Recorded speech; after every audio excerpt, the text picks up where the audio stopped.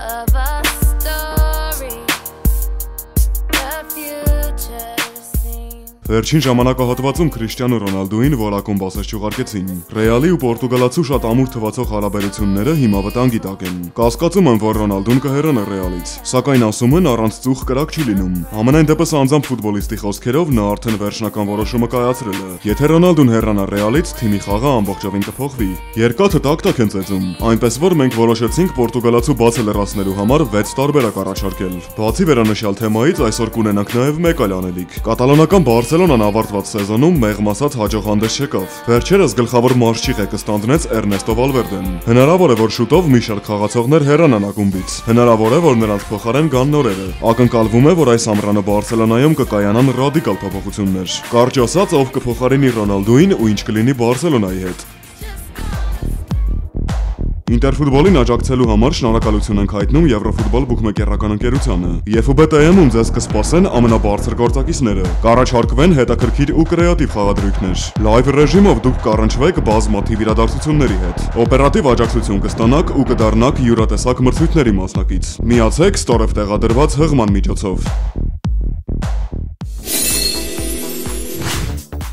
Նախ սկսենք այնտեղից, որ Մադրիդում ուզեն թե չուզեն մի գեղեցիկ օր առնչվելու են այս խնդրի հետ։ Ռոնալդոն եթե անգամ հիմա չհեռանա, վաղ թե ուշ այս խնդիրը նորից ակտուալ է դառնալու։ Մադրիդում մեզանից ավելի խելացի մարդիկ են աշխատում, ու նրանք լավ գիտեն, թե ինչ քայլ էր ձեռնարկել։ Սակայն մեր առաջարկած տարբերակները վերաբերվում են ոչ միայն առանց Քրիշտիանոյի, այլ նաև նրա հետ։ Իրականում այս ամենի վրա շատ ուժեղ PR է արվում։ Խորը մտածելու դեպքում կհասկանանք, որ եթե պորտուգալացին հանդես գա ուրիշ ակումբում, նման նվաճումների հասնել չի կարողանա։ Ամեն դեպքում ինչ էլ ուզում է այնտեղ լինի, առանց Ռոնալդոյի Ռեալի խաղը հարցակման գծում էվոլյուցիայի կընթարկվի։ Չեմ ասում ավելի վատը կդառնա, բայց արդյունավետության տեսանկյունից հաստատ նահանջ կապրի։ Այս մարդը կարողանում է ոչնչից գոլեր ստեղծել։ Նա ուժեղ է հարցակման բոլոր գործոններում։ Այս պարագայում Զինեդին Զիդանից շատ բան կախված կլինի։ Իրականում Զիզուն կստանա այն հնարավորությունը, որում ունի բոլոր հեռանկարները իրեն լավագույն կողմերով դրսևորելու համար։ Եթե նկատել եք, Զիդանը հիանալի է աշխատում ոչ աստղային խաղացողների հետ։ Օրինակ Կազեմիրոն, Նաչոն, Մարկո Ասենսիոն։ Առանց Ռոնալդոյի Ռեալը կդառնա ավելի մարշական թիմ։ Եթե կհիշեք, ավարտված սեզոնում եղան մի քանի հանդիպումներ, որտեղ սերուցքայինները առանց իրենց առաջատարների խաղացին, գրեթե երկրորդ կազմով։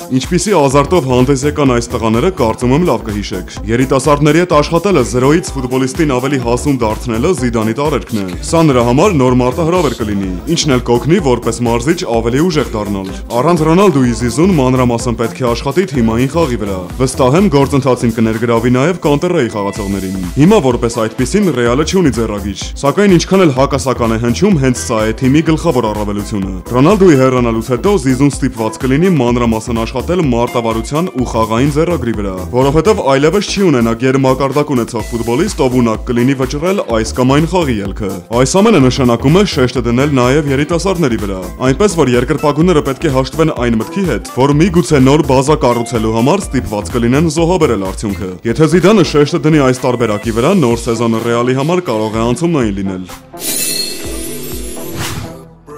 Երկրորդ տարբերակը անմիջականորեն առնչվում է առաջինի հետ։ Նոր լիդերին պետք է գտնել յուրայինների միջից։ Լավագույն տարբերակներից մեկը կարող է լինել Մարկո Ասենսիոն։ Այս խաղացողը ունի բոլոր որակները հզոր ֆուտբոլիստ դառնալու համար։ Որպես այդպիսին Մարկո Ասենսիոին բացահայտեց Վալերի Կարպինը։ Ռուս մասնագետը դեռ տարիներ առաջ էր խոսում կիսապաշտպանի տաղանդի մասին։ Ավարտված սեզոնում Մարկոն ձեռք բերելով նոր խաղամակարդակ դարձավ ավելի հասուն ֆուտբոլիստ։ Հատկանշական է, որ հենց Ասենսիոն խփեց սեզոնում Ռեալի առաջին ու վերջին գոլերը։ Մարկոն աչքի էր ընկնում յուրահատուկ խաղով դեռ Մալյորկայում հանդես գալու տարիներին։ Իսպանացին ունի տեխնիկա, լավ դրիբլինգի է տիրապետում, կարողանում է խաղ կազմակերպել, սուր փոխանցումներ կատարել, ավարտել գրոհները եւ արագացումներ իրականացնել։ Մարկո Ասենսիոն ագահ ֆուտբոլիստ չէ, չի տարվում անհատական խաղով, էֆեկտիվության փոխարեն նախընտրելով արդյունավետությունը։ Բացի այս ամենից իր արսենալում ունի նաեւ մեկ այլ շատ կարևոր առավելություն։ Խոսքը սկտրող փոխանցումների մասին է։ Շատ քիչ խաղացողներ կան, ովքեր կարող են հաջող հանդես գալ եւ դիսպեչերի եւ վինգերի գոտիներում։ Կլասիկ փլեյմեյքերից մինչեւ արագացումներ հավաքող ինսայդ։ Թվարկածներից մասին Զինեդին Զիդանը շատ լավ գիտի։ Համաձայնվեք, որ Զիզուն նման ոճի ֆուտբոլիստների շատ է սիրում։ Սակայն բազում առավելությունների կողքին կան նաև թերություններ։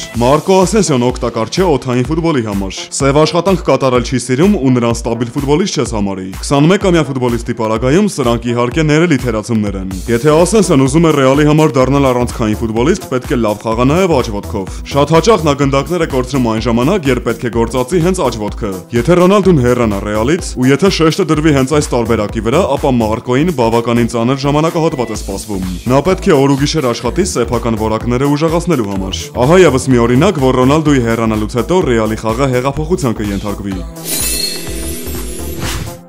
Ի տարբերություն Ասենսիոյի, Կիլիան Մբապեն ուժեղ է խաղում եւ աջ եւ ձախ ոտքով։ Արդեն այնքան ենք խոսել այս տղայի որակների մասին, որ 100-րդ անգամ մատնանշել դրանք կարծում եմ անիմաստ կլինի։ Սակայն մի քանի եզրակացություններ ներկայացնել կարելի է։ Նախ Մբապեն այն ֆուտբոլիստն է, ով կարող է հանդես գալ նաեւ խորքից, այսինքն համակարգող օղակ, ով կախված չի լինի խաղընկերներից, եւ գրոհներ կկազմակերպի եւ պետք եղած ժամանակ կավարտի դրանք։ Գոլ գումարած փոխանցում համակարգում Կիլիանը ներկապահին համաշխարհային ֆուտբոլի ամենաէֆեկտիվ խաղացողներից մեկն է։ Ու սա ասում եմ հաշվի չառնելով 11 մետրանոցներից հեղինակած գոլերը։ Մբապեն ֆրանսիացի է ու հիանալի կաշխատի Զիդանի գլխավորությամբ։ Մբապեն արագաշարժ է, Մբապեն ունի հզոր տեխնիկա, ու եթե ամեն ինչ ճիշտ մշակվի, այս ֆուտբոլիստը կարող է դառնալ Ռեալի շարժիչ ուժը։ Առավել եւս խաղացողը երբեք չի թաքցրել, որ Ռոնալդոն միշտ էլ իր համար օրինակ է եղել։ Համաձայնվեք, որ սա լավագույն տարբերակներից մեկը կլինի։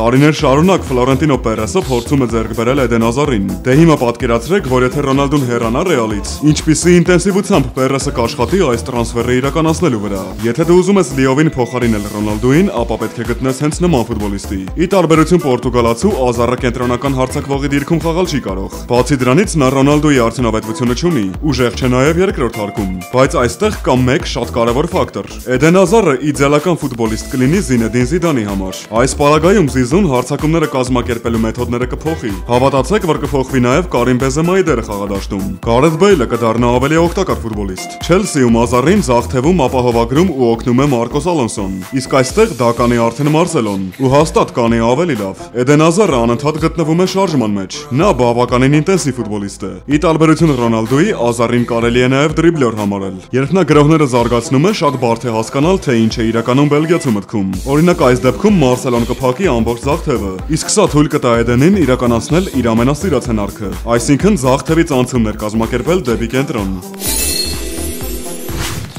Ինչպես եւ Մբապեի, այնպես էլ Պաոլո Դիբալայի մասին արդեն շատ ենք խոսել։ Հազիվ թե արգենտինացին ամռանը հեռանա Յուվեից։ Բացի դրանից, Դիբալան ի սկզբանե չի ելդի տարկվում որպես պորտուգալացուն փոխարինող։ Իհարկե, Յուվեի առաջատարը կարող է հանդես գալ ձախ թևում։ Նրան հարվածային ուժ համարել չի կարելի։ Այս տղան սիրում է գրոհները կազմակերպել խորքից, շատ հաճախ հասնելով մինչև հենակետային գոտի։ Նա ռմբարկու չէ։ Դիբալային կարելի է ավելի շատ ֆանտազիստ համարել։ Իհարկե, Պաոլոն Ռոնալդոին փոխարինել չի կարող, սակայն Ռեալի հարձակումներին նոր շունչ կհաղորդի։ Ավելի ճիշտ կրեատիվությունը կշատացնի։ Նրա ներկայությունը կօգնի վինգերներին ավելի պրոդուկտիվ դառնալ։ Դիբալայի առկայությամբ կենտրոնական հարձակվողները կդառնան ավելի արդյունավետ։ Հասկանում եք, արգենտինացու վրա շատ պաշտպաններ կաշխատեն, ինչը ազատ գոտիներ կառաջացնի հարձակման գծի մյուս խաղացողների համար։ Իսկ թե Ռեալը ինչպես է օգտվում ազատ գոտիներից, դա կարծում եմ շատ լավ գիտեք։ Ուղղակի հասկացեք, այստեղ պատասխանատվության հարց էլ կա։ Ամեն դեպքում չմոռանանք, որ Պաոլո Դիբալան դեռ շատ երիտասարդ խաղացող է։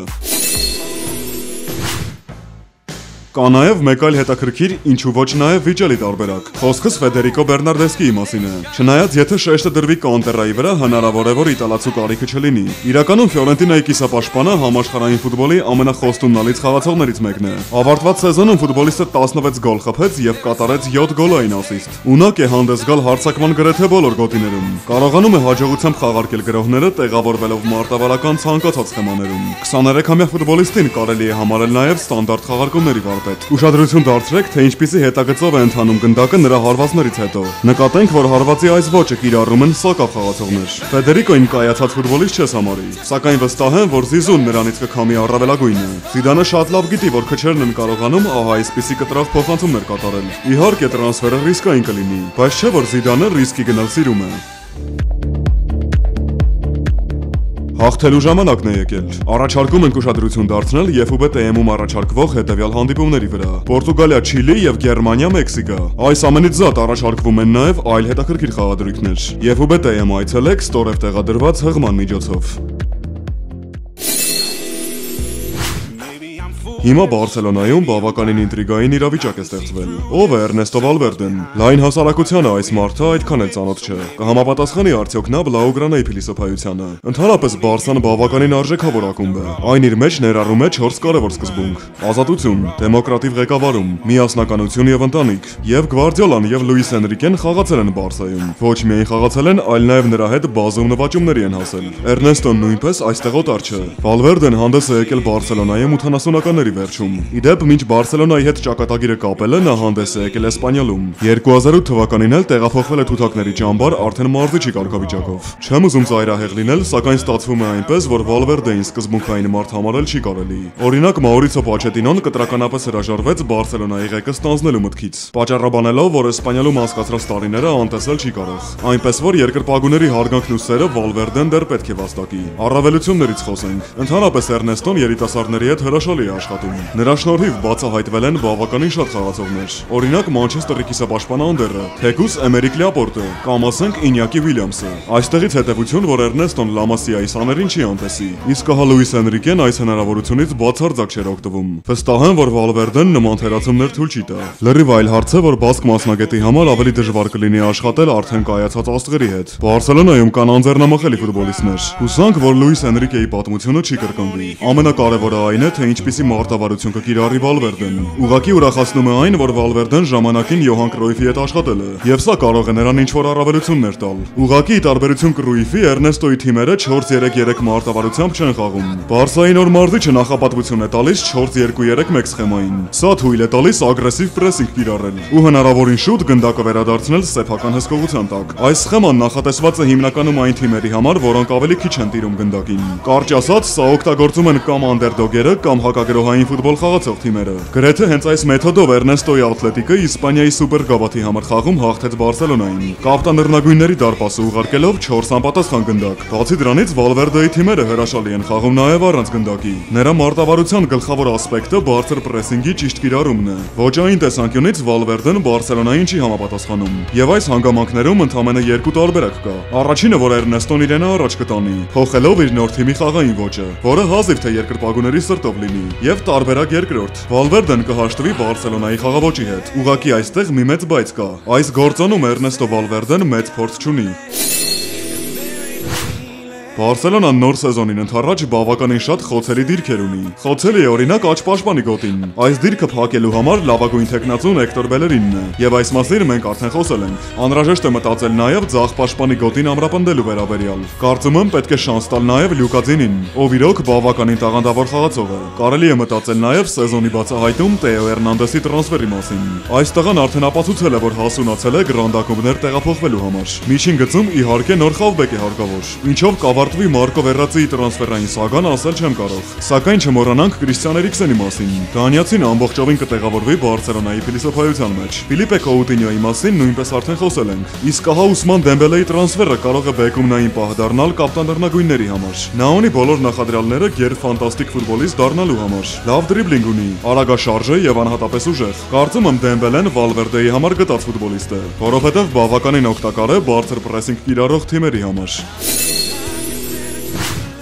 Գրեք կոմենտներում եւ Ռեալի եւ Բարսելոնայի մասին։ Օրինակ ըստ ձեզ Ռոնալդուն կհեռանա Ռեալից։ Եվ եթե կարծում եք այո կհեռանա, ապա գրեք ձեր տարբերակները ստեղծված իրավիճակից դուրս գալու համար։ Գրեք նաեւ թե ինչ ակնկալիքներ ունեք Էրնեստո Վալվերդեից։ Շնորհակալ ենք բոլորին գրած յուրաքանչյուր կոմենտի համար։ Դրանք մեզ համար շատ կարեւոր են, ինչպես նաեւ կարեւոր է ձեզանից յուրաքանչյուրի կարծիքը։ Հավանեք տեսանյութը, կիսվեք դրանով ու բաժանորդագրվեք մեր ալիքին։ Օգնեք մեզ հասնել 15000 բաժանորդի։ Ուշադրության համար շնորհակալ ենք։ Գնահատում ենք ձեզանից յուրաքանչյուրին։